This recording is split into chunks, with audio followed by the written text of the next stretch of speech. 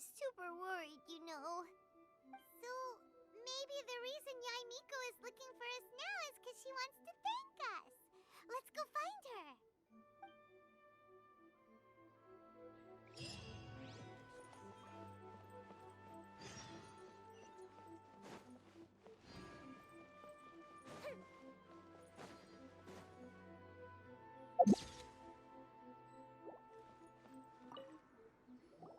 Why, hello, if it isn't the triumphant traveler. And why might you be visiting the shrine? A sign of piety, perhaps? You literally told us to come meet you here! I was just joking. I've been waiting for you. Seems like someone's in a pretty good mood. Mm-hmm. Catching up with an old friend I hadn't seen in years was truly delightful. By the way, I heard that you had a duel before the throne, with a Fatui Harbinger no less. Courageous and astute. I must say, I am most impressed. Defeating Signora head-on in a duel means that your strength exceeds my expectations. Still, you did end up victorious. I gather congratulations are in order.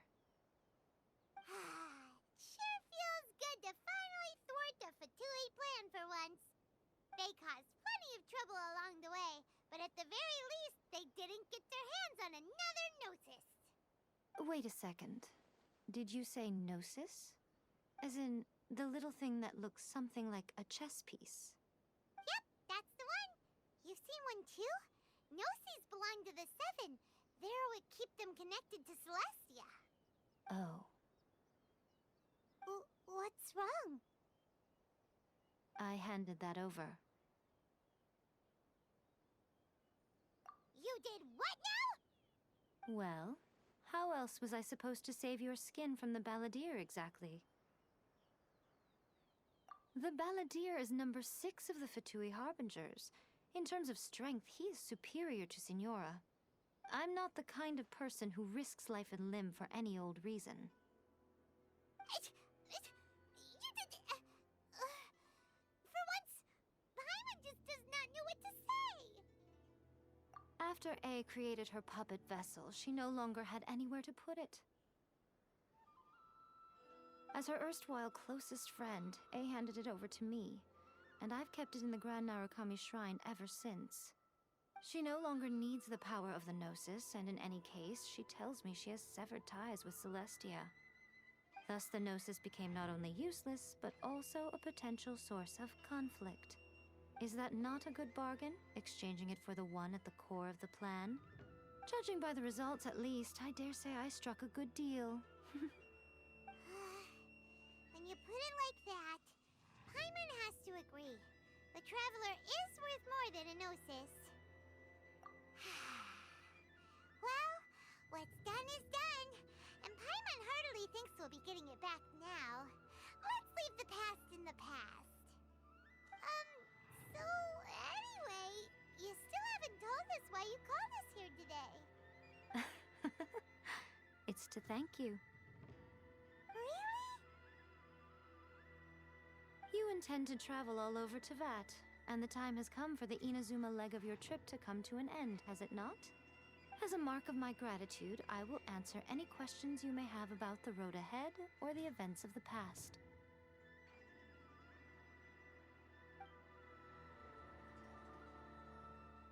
What would you like to know about? That puppet was built with technology that has been lost to time. Perhaps she, as a god, is the only one privy to the knowledge of its origins. Still, there's one other thing on this topic that I suspect you may be curious to know. Before A began modifying her own godly form, she took it upon herself to create a prototype puppet. So, you mean there are 3 Raiden Shoguns? No. The prototype was merely a proof of concept. Its appearance and intellect were not based on A. It was a test. The original plan was for A to simply discard it. But perhaps A thought this to be too cruel, because in the end she chose only to seal the power within it. Later, this puppet wandered Inazuma as an ordinary human male with his own consciousness. Until the Fatui took an interest in him. Ugh, not the Fatui. Some eccentric geniuses in the ranks of the Fatui made adjustments to the prototype, not only unsealing his power, but very likely rendering him even more formidable than his original specifications. The object of divine creation is now the one who has taken possession of the Gnosis, and the prototype puppet is now known as the Balladeer. What a crazy story! It is, isn't it? Who can say whether it's coincidence or destiny? I'm surprised an outlander like you is aware that there was once a change of Electro Archon. Few citizens of Inazuma are aware of this. Morat's told us. He said that the Electro Archon Ball has passed away. Yes. The truth of the matter is that there were two twin gods, Baal and Beelzebul. Twin gods? They won the Archon War together, and when Baal established the shogunate, Beelzebul became her Kagemusha, or shadow warrior. In other words, she acted as Baal's body double. Beelzebul is A, with whom we are now both acquainted. Baal's name was Makoto.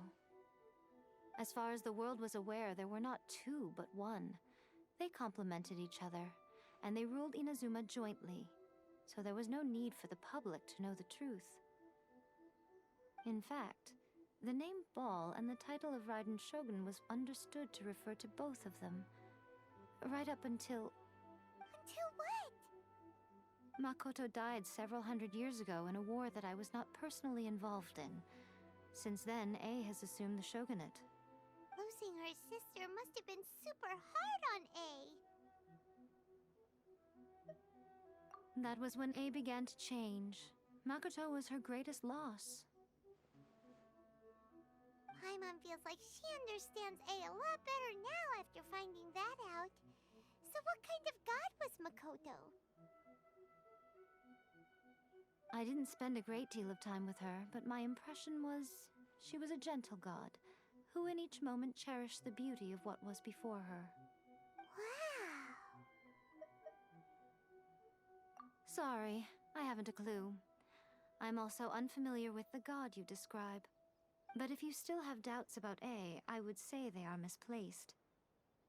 Not only does she not fit your description, but she voluntarily gave up her gnosis long ago, severing her ties with Celestia in the process.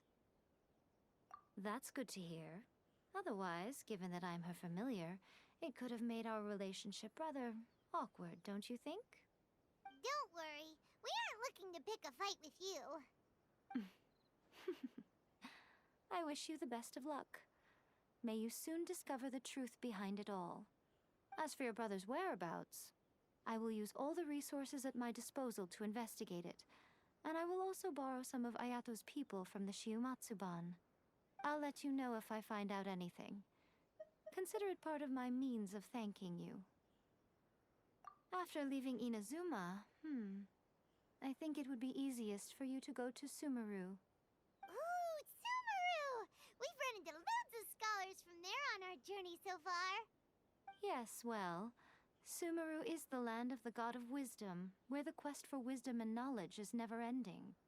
But their obsession gives rise to some truly inexplicable things. For example, in Sumeru, knowledge is holistically managed as a resource. Knowledge is a resource? Yes. I don't know whether it was the sages or Lesser Lord Kusanali who came up with the idea. Lesser Lord Kusanali? That's a cute name. Oh, you haven't heard. Lesser Lord Kusanali is the deity in whom the people of Sumeru place their faith. It's their chosen term of endearment for her. I'm sure you must have some things to discuss with her too. I wish you all the best. Are you sure? Okay then. Oh, Traveler, do you still have the omamori I gave you? Keep it safe. Is that all you intend to do with it? There was me thinking that you might hang it around your neck to show off to the world, telling everyone who inquired that it was given to you by none other than Yae Miko, the wise and beautiful. Who in their right mind would do that? Okay, I'll stop. Now, a question for you. Traveler, what is your ambition? I see. But that is merely a small goal, based on what preoccupies you here and now. Your ambition should be something that transcends the world below and the starry sky above. Something that shines in unison with fate itself. Perhaps the reason you do not possess a vision is that such an ambition has yet to be engendered within you. It's a possibility. Continue on your journey, and maybe that moment will come to pass.